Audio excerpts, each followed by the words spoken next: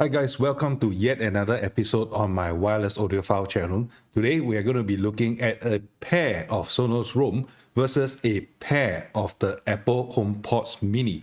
And this is a comparison that you guys have requested for, so stay tuned.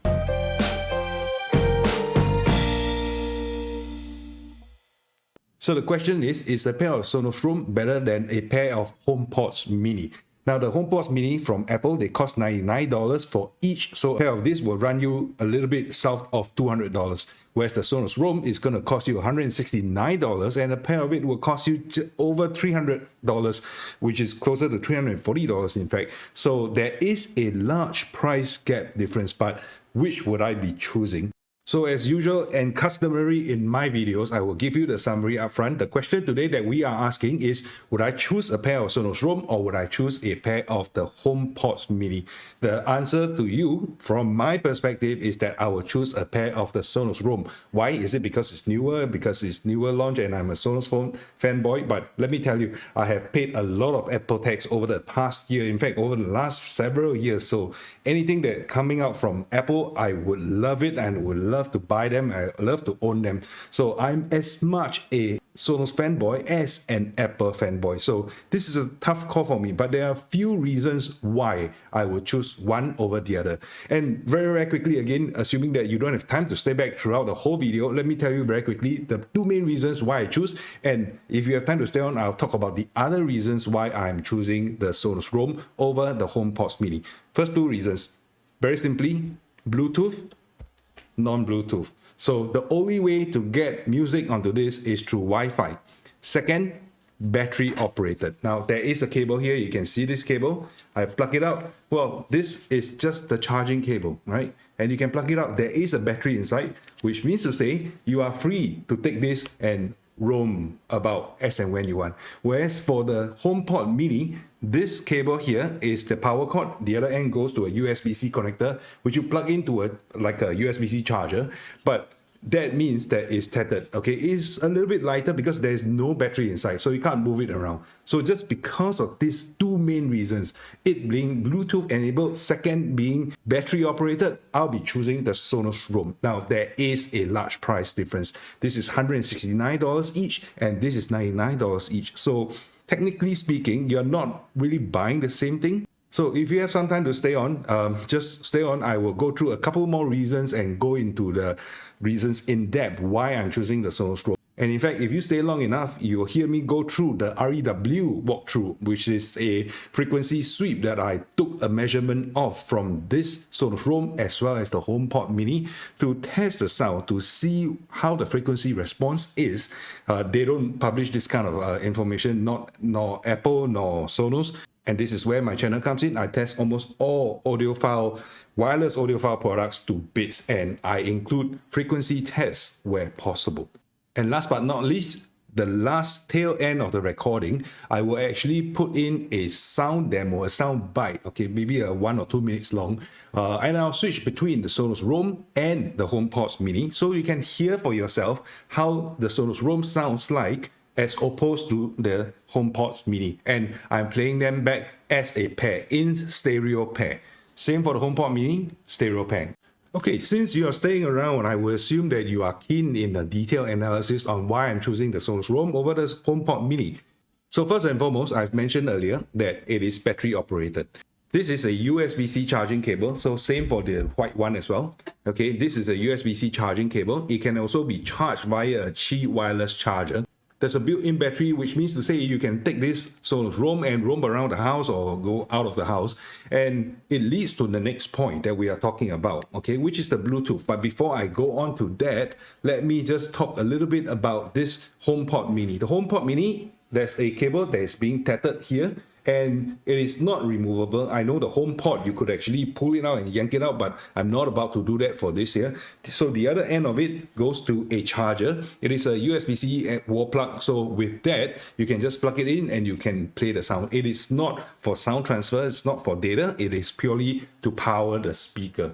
But because you're going to be tethered to power, then you won't be able to take this speaker and roam around. You can't use it anywhere else except where it's being tethered. Granted, you are able to plug it in, it's quite small, you can move them around, but still, it's not as convenient as just plugging it out and moving away, or taking it off a Qi wireless charging bay and moving away. So the next point, why I would choose the Sonos Roam over the HomePod Mini, is the inclusion of Bluetooth.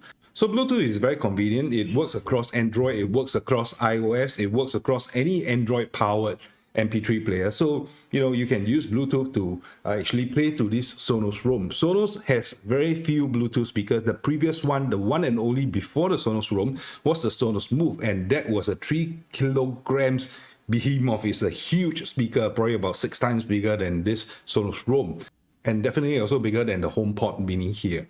And because of its Bluetooth capability, it means to say you can actually go out of your house. Previously, if you are looking at the Sonos speakers, a lot of Sonos speakers are Wi-Fi enabled only, which means to say you have to play sounds through the Sonos speakers when you are only within reach of the Wi-Fi. So with the Bluetooth enabled speaker, you can actually bring it out to the pool, to the beach, and anywhere else in between. Now, talk about the pool and the beach. This is IP67 rated, which means to say a little bit impervious to dust, and submersible in water up to 1 meter's depth, up to 30 minutes. So you can drop it into the pool, into the water. For those of you who are interested, I'll be conducting a test on the waterproof capabilities of this speaker in an upcoming video. So if you are keen, do remember to subscribe to the channel, hit the notification bell so that you can be notified when the video drops. As usual, drop a like in this video if it helps you. The HomePod Mini is not meant to be roamed around. It's not meant to be taken out of the house or even moved frequently. It is actually not going to be waterproof at all. It is not dustproof. It should look as pretty and as pristine as out-of-the-box condition on day 100 as opposed to day 1, because you're not going to be bringing the HomePod Mini anywhere else unless it's on your desk or within the room or within the house. You're not going to use it outside. So the next 2 things I'm going to talk about, it may not affect all of you, so it really depends on at which stage and how involved you are into the ecosystem of Sonos ecosystem or the Apple ecosystem. Now, if you are anyone like me, I am quite heavily invested in the Sonos ecosystem, so I use the Sonos S2 app quite a bit, and if I were to consider a speaker versus Sonos, more often than not, I will end up picking Sonos because the software just works, and the multi-room pairing capability is fantastic when you're playing on your Sonos Arc or your Sonos 5 or your Sonos One, and you can actually cast to the Sonos Roam as well, and the timing is impeccable. There is indiscernible lag between the rooms when you're casting the music for most cases. Also, this is AirPlay 2 compatible, so in a way, even if you are in the Apple ecosystem, you can still use AirPlay 2 to connect to this speaker. So similarly, the HomePod Mini, they are also AirPlay 2 enabled. It's just that it's not Bluetooth. So the only one way that you're going to get music into this HomePod Mini is via AirPlay 2. So the pairing and the setup is actually pretty easy. I have had launched a video that talks about how to, no, sorry, I didn't talk at all. I was just going through a top-down video where you could see how I was unboxing the Mini and how I was setting it up with the iPhone. Now, if you missed that video, you can check out the video up here, but it's not a fantastic video. I'm not proud of it. I was just trying a new format to see whether it works or not. I was using an old GoPro, but the resolution wasn't that great. Well, in any case, separate topic. For now, let's focus back to these 2 speakers. Now, the last point I'm going to bring up, right, is the fact that even though both are touted as AirPlay 2 compatible, the stereo pairing of the HomePod Mini actually breaks when you're trying to use it and cast it using AirPlay 2 on a Mac OS X. Slightly to be a software thing, right? Because what happens is when you try to cast, it sees 2 different speakers. It sees this HomePod Mini and this HomePod Mini, and when you select one or the other, the sound will play from one or the other speaker. There is a convoluted way of setting it up, such through Apple Music, right? So you launch Apple Music in Mac OS X, and you're supposed to set up both of these speakers, one to play the left channel, one to play the right channel. I am not going through the process because I didn't quite understand the process. It wasn't very, very easy. But what I know is that you actually have to leave Apple Music playing in the background before you can use this as a stereo pair within Mac OS X. And that alone, that very important reason, made me realize that I will not be using this full time. Now, don't get me wrong, because these two speakers, they actually work with the Apple TV very, very well. So if you have an Apple TV, the integration between the Apple TV and the HomePod mini is perfect, right? You turn it on, it is linked up, and sounds just starts playing. So it is great. But even my Apple TV is linked up to the TV, which is linked to the Sonos Arc, which plays sound fantastically, beautifully. So I don't really have that use case for it. I wanted to pair this up with the Mac Mini because the Mac Mini has no external speakers, and I was trying hard to figure out how I was going to play some sound. But if it doesn't play stereo within Mac OS X, that is a complete no-no for me. So I'm definitely not considering keeping this HomePod mini for the long term because it can't be played in stereo. Now, why did I say it's a software bug and it's not a hardware one? Well, simply because the Sonos Roam, when you pair it up as a stereo pair within the Sonos S2 app, and you go to your Mac OS X, it actually sees these two as one AirPlay 2 stereo speaker. So when you play something to it, it is actually playing in stereo. So that in itself, I mean, that was what I was used to. In fact, all the other Sonos speakers that I have had and I'm pairing up with Mac OS X, it always recognizes a stereo pair as one speaker. And when the sound comes out through it, it is stereo. Not so for the HomePod mini, which is why I won't consider it.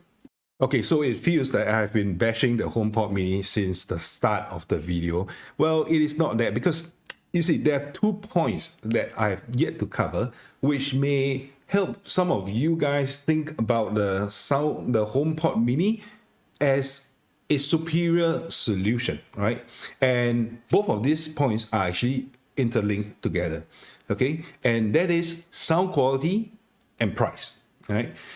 These are $169 each. So a pair of it would cost you $340. These are $99 each. So a pair will run you $200.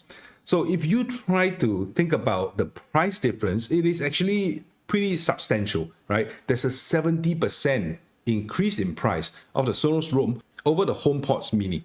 Now, that 70%, you can argue it buys you a battery, it buys you Bluetooth, it buys you a couple of things, but question, does it buy you sound quality? So this was actually a pretty tough call. I actually enjoyed the sound from the HomePod mini. So it is nothing mind-blowing. It's, you know, the original HomePod actually sounded huge, but this, not that big, but you know, I've been pampered by the Sonos Roam as well. And both of these small speakers actually sound a lot larger, a lot bigger than their size would suggest. So the only way that I could objectively tell the difference is by doing, you know, frequency sweeps. And that is a feature of this channel. I do a lot of frequency sweeps. Almost all the speakers that I test, when I can, I will run frequency sweeps on them. But let me share this with you, okay? If I were to show you the frequency sweeps, you will realize, oh gosh, they are close. So let's get to it. Okay, so this is the frequency response curve for the Sonos Roam and the HomePod mini. Now, if you're looking at the red curve is for the single Sonos Roam and the green curve is for the single HomePod mini. Why is it in single and not testing it in stereo? Because like I told you earlier, I need to actually connect these speakers to the Mac OS X, to my Mac, all right, to do the testing, to do the frequency sweep, and the HomePod mini refuses to connect when it's in stereo, so I can only play back on one of the speaker at a single time. So which is the reason why I actually broke up the stereo pair, and I broke up the Sonos Roam stereo pair, and I measured each of them independently. Now, if you look at this curve here, all right, below this point here at about 130 hertz, all the way down to the lower 60, 70 hertz, both of these speakers are going to be dropping off, but actually the HomePod mini is holding up the bass frequencies a little bit better than the Sonos Roam. Now, this will come across because I actually set the volume on these two speakers when I'm doing the frequency sweep to be about only 50% or so. So it is not very loud. You can see that it picks out at less than 80 decibels, all right, throughout the whole frequency range. The maximum is between 75, 76, more. Sorry, it's between 78 and 80 decibels. So it is not playing very loud at all. But at this kind of lower volume, the computational audio of HomePod Mini actually kicks in a lot earlier than the Sonos Roam. So it tries to artificially boost the bass a little bit even when you're playing at low volume, which is explaining this particular bump that the HomePod Mini has over the Sonos Roam. So this might appear and this might come across as something that you feel that it is artificially boosting the bass a little bit. So it might sound a little bit unnatural depending on what you're used to, the genre of music that you're listening to anyway. So from 130 Hz all the way up to about 250 Hz, you will see that the Sonos Roam is actually taking over. So the sound is actually a lot louder within that frequency. So that frequency range is mostly the male voice frequency range. So you can imagine that being a little bit louder. From 250 Hz all the way maybe up to about 500 Hz, you'll see that both of these are actually pretty similar. But from 450 Hz onwards all the way up to maybe about this point, right? This is 900 Hz. The Sonos Roam actually sounds, again, a lot louder than the HomePod Mini. So this is the higher range of the human frequencies. You will hear a lot of treble energy there still. It's not a high treble, all right? But a lot of voice energy. So between the two, it is actually pretty hard to discern which is better. So I think when you listen to different types of music, different genre of music, you might prefer one over the other. And when you hit 900 Hz all the way up to here, about 3.7, 4 kilohertz or so, you see that the Sonos Roam, for some reason, it gives out the ghost and it creates a huge valley here, which the HomePod Mini is actually holding up pretty well throughout this entire range. So this is a lot of treble frequencies in that range. You can hear the sound. This is treble that you can actually hear below 4 kilohertz or so.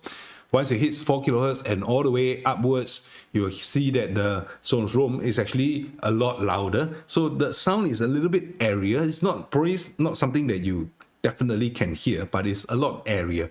So the same for the higher frequencies, 9, 10 kilohertz onwards, you see that the Sonos Roam completely takes the stage, all right? And the HomePod Mini is not able to actually keep up that kind of frequency extension that the Sonos Roam is capable of.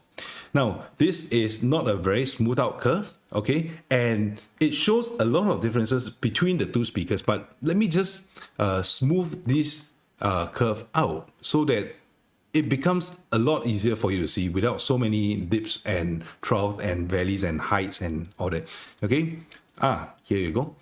So again, the red curve, Sonos Roam, the green curve for the HomePod Mini. So there isn't that much of a difference.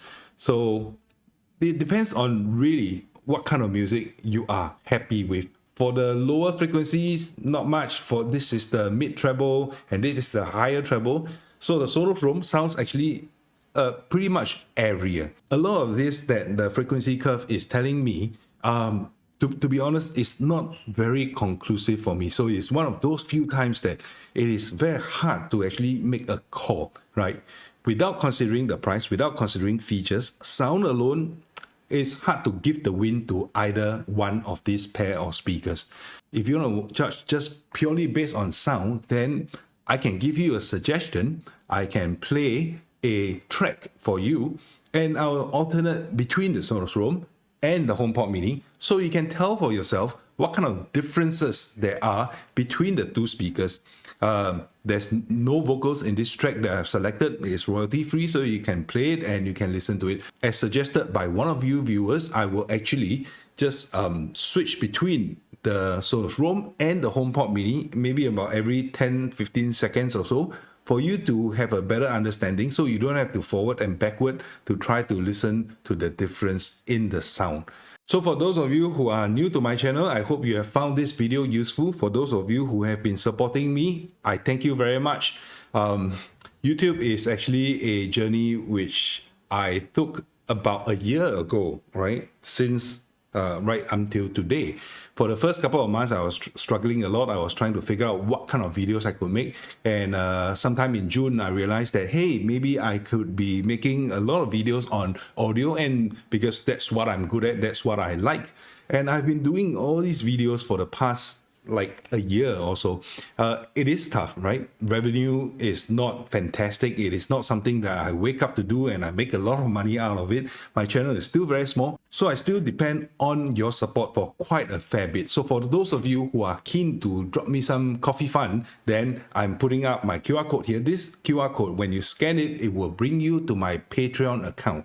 In my Patreon account, you can make a small contribution to my videos if you have found my videos useful, if you have found my information, you have found information that is being presented on my channel to help you make decisions on what to buy and what not to buy. For those of you who are not keen to make a contribution, that's fine as well. But you know, when I play my video, do pardon me, I actually let YouTube insert as many videos as many ads as they think fit to help them generate revenue as well as to help me generate revenue.